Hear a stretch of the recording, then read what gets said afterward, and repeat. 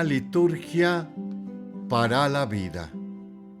Programa semanal que estamos compartiendo con ustedes, hermanos y hermanas, católicos ante todo, cómo llevamos este crecimiento en nuestra fe a través de los evangelios del domingo, que paso a paso nos están adentrando en el plan reino, evangelización o plan de Dios.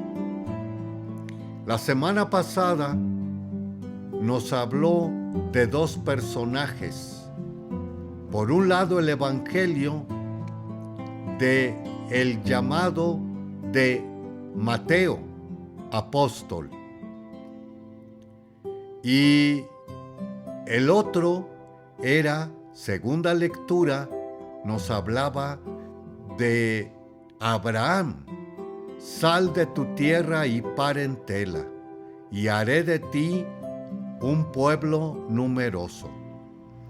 En ambos casos, decíamos, es un llamado a salir de tu situación en la que te encuentras, idolátrica, Abraham, y por otro lado Mateo, de robo, traición desde la vista de los judíos, porque estaba de parte de los romanos, y abusando precisamente de ser el cobrador.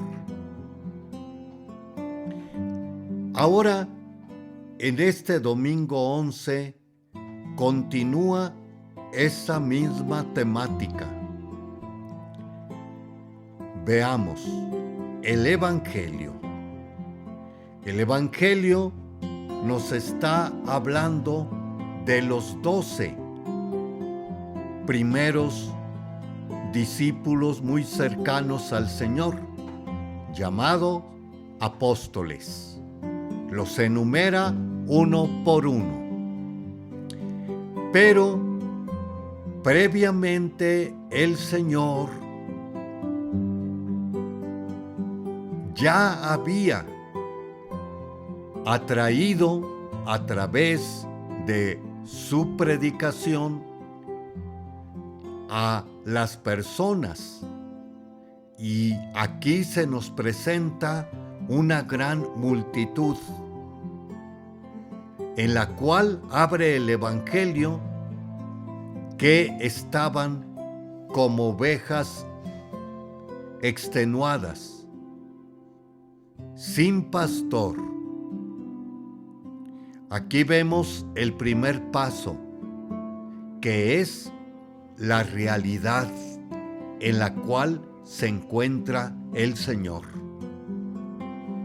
Ante esta situación de pastoreo, de nuevo, las autoridades se habían precisamente preocupado más que por las ovejas, por ellos mismos. Y es por eso que estas ovejas andaban precisamente desamparadas, y vemos en ello precisamente un sinnúmero de pobres, viudas, huérfanos y la secuela de la pobreza, entre ellas la lepra. Ante esta situación, Jesús da otro paso. Pidan al dueño de la mies. De trasfondo está la oración. ¿Qué va a hacer el Señor ante esta dificultad que se le presenta? Y exponer el mensaje de salvación. Y es precisamente, tercer momento, escoge a sus primeros colaboradores, como ya comentaba.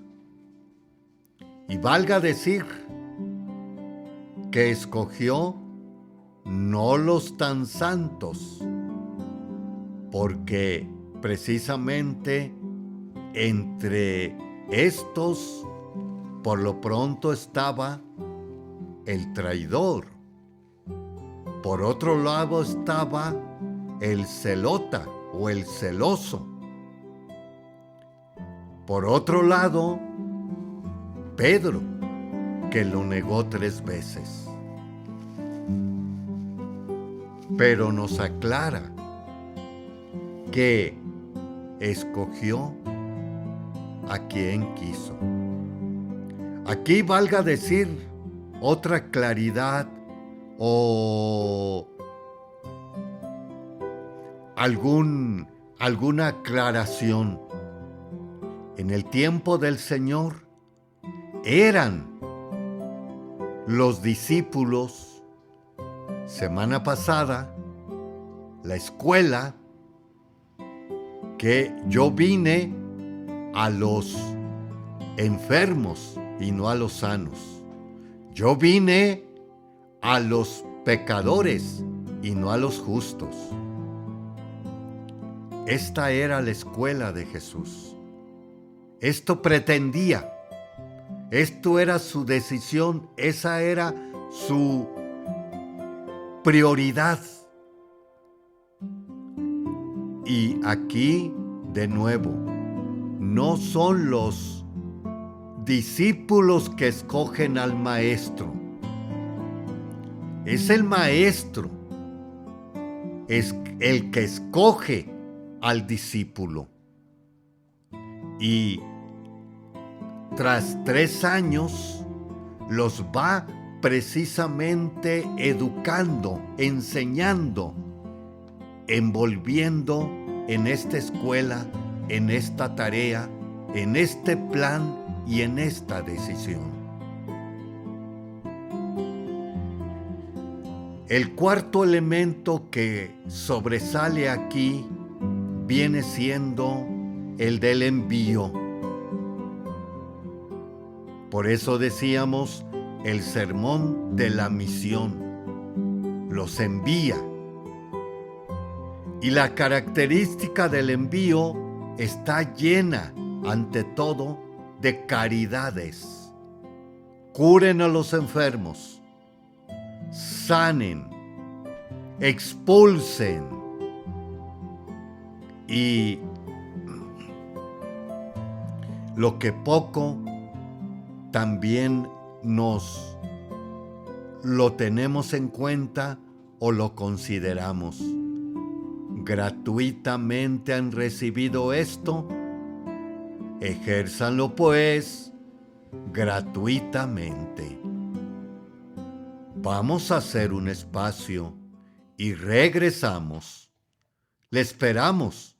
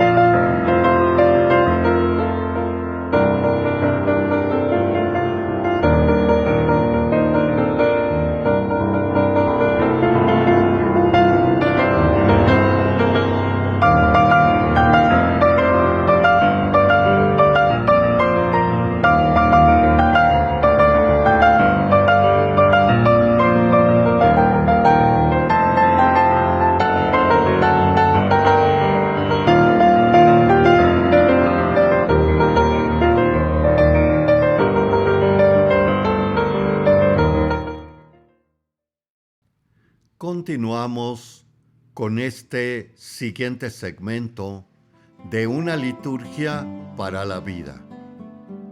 Pueden ustedes también acceder a YouTube con una liturgia para la vida.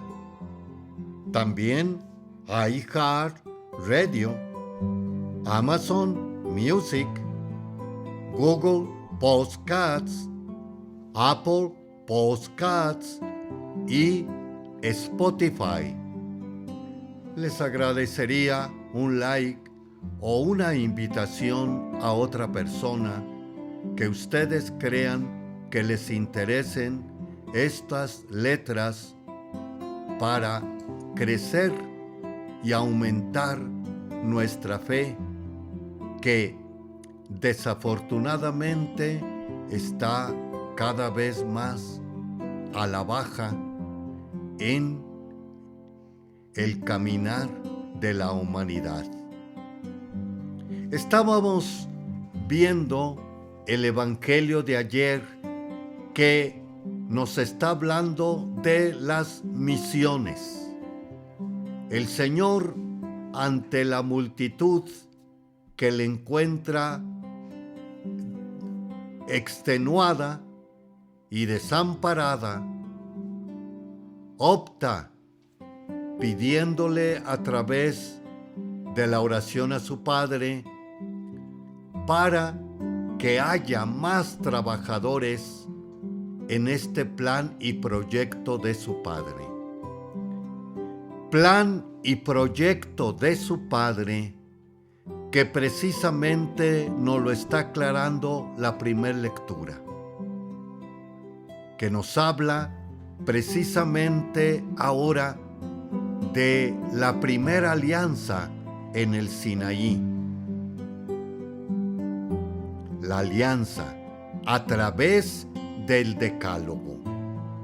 Y quiero aumentar la idea, o ahondar, mejor dicho, la idea de alianza. Alianza no es un pacto, es una relación de uno y otro, sí, pacto, pero no humano, sino con Dios. Consecuentemente, este pacto es sagrado, es hacia Dios. Y por otro lado está el elemento humano, el hombre, el pueblo, como decíamos hace rato. Pero aquí también hay otra cosa más, que la alianza es para toda la vida, para las generaciones futuras, no solamente para ti, persona actual. Es la diferencia de la firma, es la diferencia del pacto, que mientras está la persona física, vale. En tanto ya no existe, ya deja de valer esa deuda, ese pacto, ese acuerdo. Y este va a ser para toda la vida. Pero, ¿cuál es ese pacto? Que eres mi pueblo, eres la niña de mis ojos, eres mi tesoro. Niña, tesoro, amor, mi pueblo, tu Dios, no solamente en el momento terrenal, sino eternamente, lo que conocemos, la gloria eterna. De ahí que entra así la segunda lectura de hoy de Pablo, y nos aclara en Jesús. Jesús murió por nuestros pecados, para salvarnos eternamente, eternamente, o tener una vida eterna, no solamente una vida actual en este mundo, en esta vida, sino una vida eterna. Por lo tanto, es urgente esta misión que hablábamos en el segmento pasado, que tiene precisamente como finalidad dar a conocer a los demás la felicidad eterna o vida eterna a todos los pueblos a través de Jesús y su mensaje, su evangelio, su predicación o su reino. Esto tiene bastante solidez, ya que estamos precisamente iniciando esta segunda etapa del tiempo ordinario, para que la tengamos de nuevo presente y por otro lado vayamos madurando en ella el color verde que estamos usando en esta ocasión, de aquí al final del año litúrgico, que eso es lo que quiere darnos a entender, la esperanza y la madurez en la fe, para que crezcamos en ella, precisamente realizando este mensaje a los demás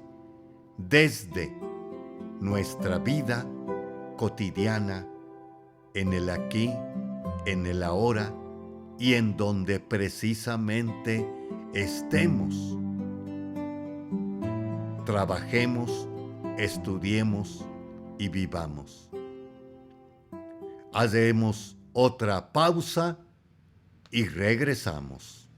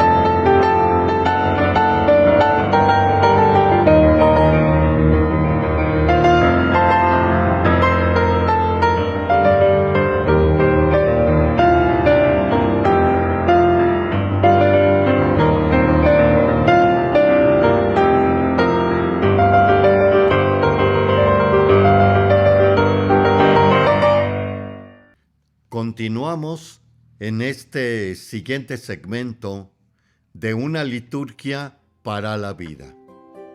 Iniciamos la semana pasada con un nuevo libro llamado Invitados a tu mesa, que está ante todo basado en los prenotandos de el misal romano.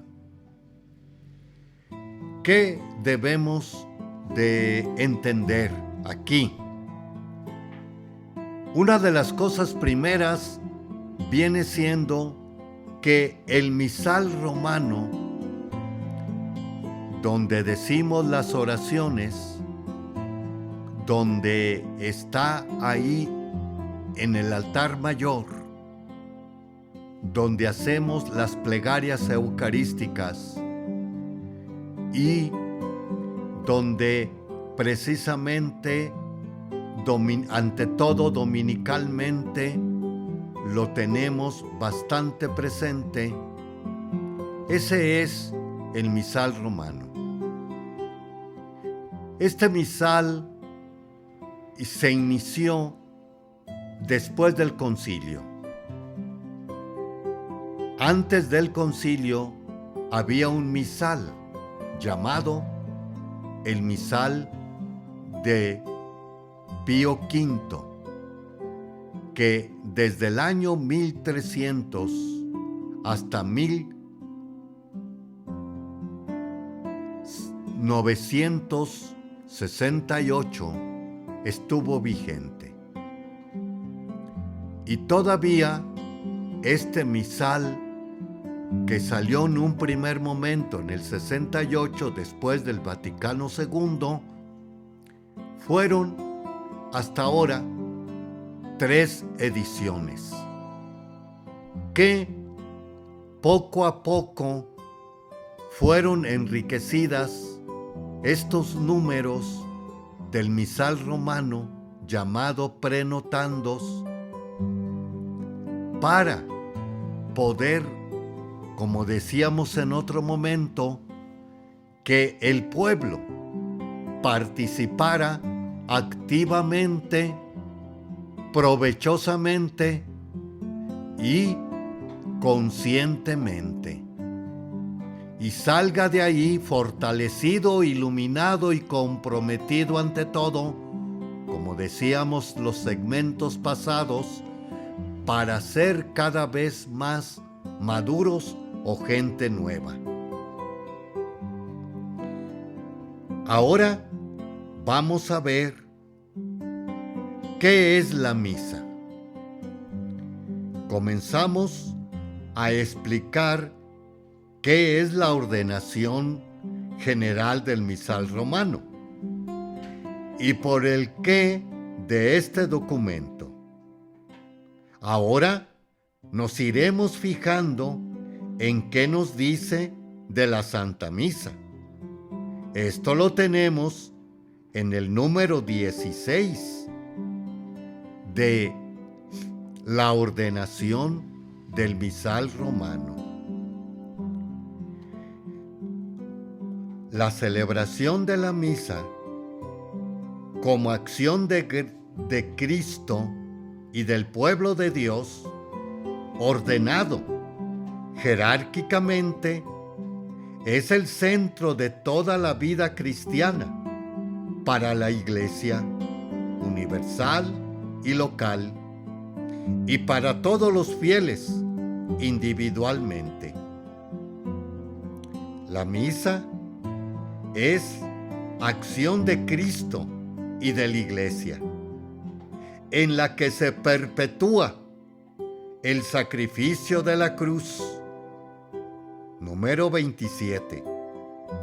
Jesús resucitado, a través del rito de la misa que celebra la Iglesia, hace presente el sacrificio de su pasión y de su muerte, y continúa ofreciendo a Dios Padre por la redención del mundo.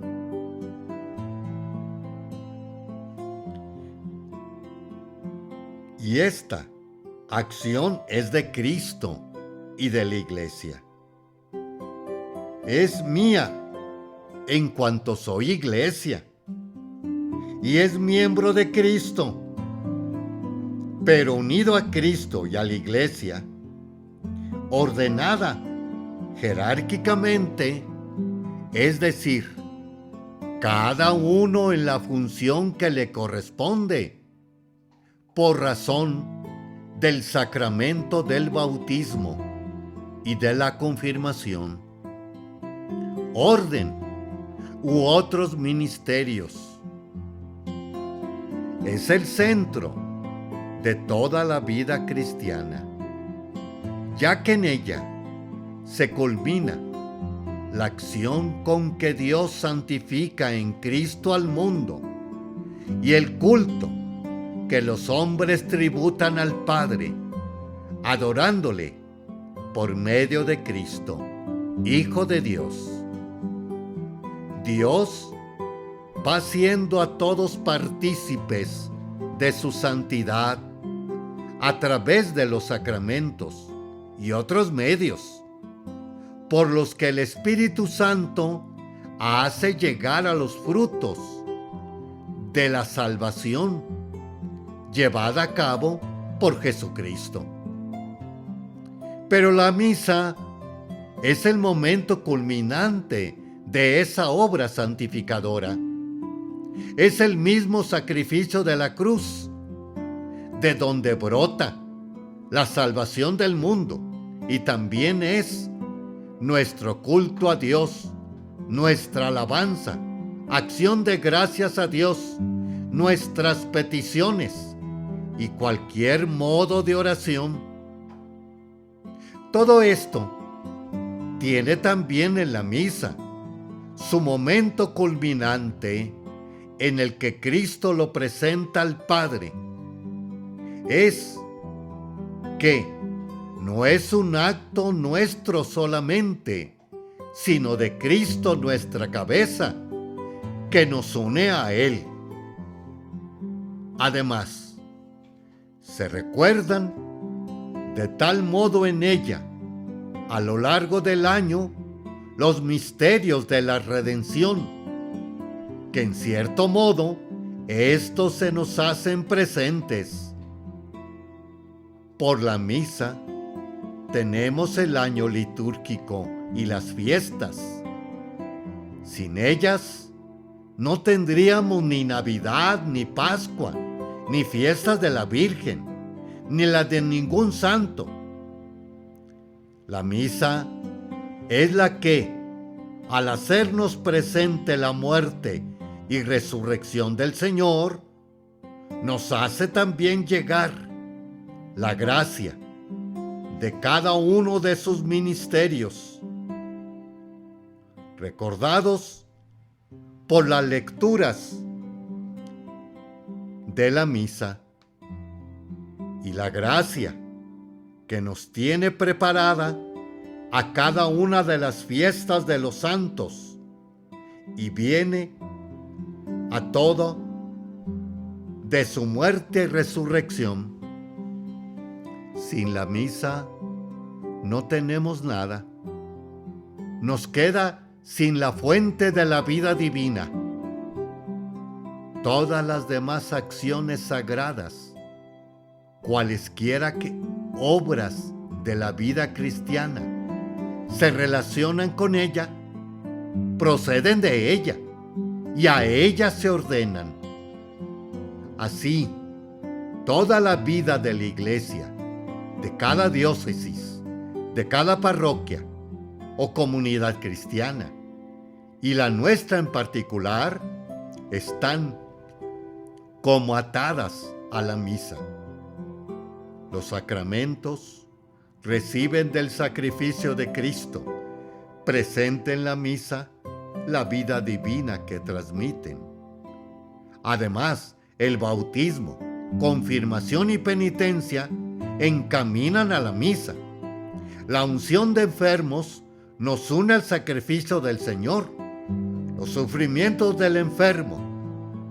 El orden es para hacer posible la misa, y el matrimonio significa que se alimenta de la unión esponsal entre Cristo y la Iglesia, que se realiza en la misa.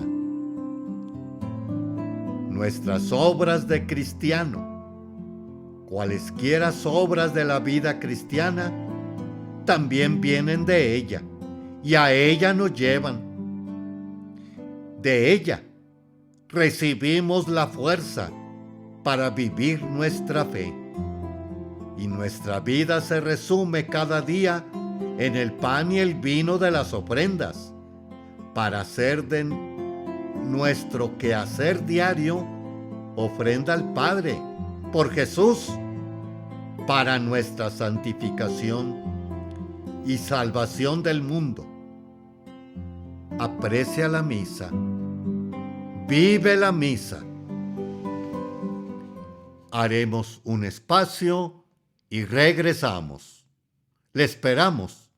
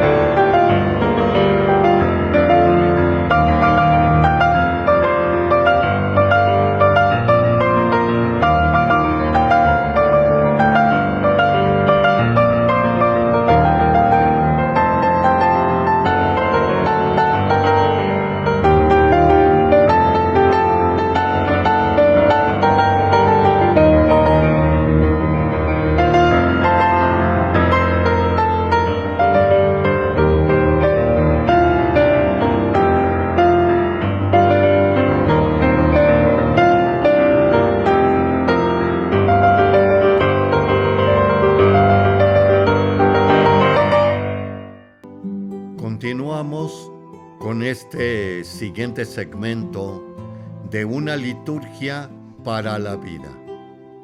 Les habla el Padre Víctor Anguiano de la Diócesis de San Cristóbal. También pueden ustedes seguirme a través de otros medios de comunicación como son Spotify, Apple Podcasts, Google Podcasts, Amazon Music y iHeartRadio. Este último segmento lo dedicamos a los santos y santas de esta semana. 19 de junio, San Romualdo Abad, año 951-1027. De joven estaba entregado al placer y a una vida bastante libertina, pero escuchó la llamada de Dios e ingresó en el monasterio de Ravenna. Su profunda conversión le llevó a observar las reglas tan estrictamente que algunos de los monjes, un poco más relajados, se resistían. Con permiso de su abad, siguió su especial llamada a la soledad y por mucho tiempo buscó una congregación en la que pudiera combinar la llamada a la soledad con la vida comunitaria. Durante 30 años viajó por Italia fundando monasterios y ermitas. Por mucho tiempo sufrió una noche oscura y, cuando ésta terminó, quiso ir a Hungría a evangelizar. Pero cada vez que entraba en el país, caía gravemente enfermo, lo cual tomó como señal de Dios de que su lugar estaba en Italia. En el año 994 regresó a Ravenna y fundó la orden de ermitaños camaldulenses, que pueden seguir la regla de San Benito, vivir como ermitaños o combinar ambas vidas.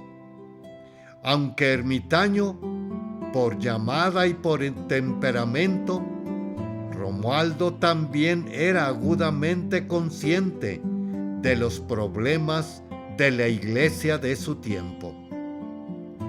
Su vida reflejaba la descripción que hace el catecismo de nuestra iglesia: una predicación silenciosa de aquel a quien había entregado su vida. Romualdo enseña la pureza de intención, la perseverancia en medio de la oscuridad y la obediencia a las continuas llamadas de Dios. 21 de junio, San Luis Gonzaga, años 1568-1591. La fuerza de su vocación lo llamó a ponerse a los deseos de su padre, un noble italiano que quería que su hijo fuera soldado. A la temprana edad de 10 años, se había consagrado a Dios con el voto de virginidad. En su adolescencia, sirvió como paje en la corte del duque de Mantua y más tarde la del príncipe de Asturias en España. A su regreso a Italia, cedió sus derechos de herencia a su hermano e ingresó al seminario de Roma de la Compañía de Jesús, donde su director espiritual fue San Roberto Bellarmino. Soñaba ir a las misiones e incluso con sufrir el martirio. tenía un fuerte espíritu de penitencia y de caridad. En 1591 se declaró una plaga en Roma, donde vivía y salió a cuidar a los enfermos. Se contagió de la enfermedad y murió cuando solo tenía 23 años. Tuvo el presentimiento de que moriría en la octava de la fiesta del Corpus y pidió el viático, aunque no parecería que hubiera peligro de muerte. Antes de morir, escribió a su madre pidiéndole que su muerte fuera motivo de alegría y agradecimiento.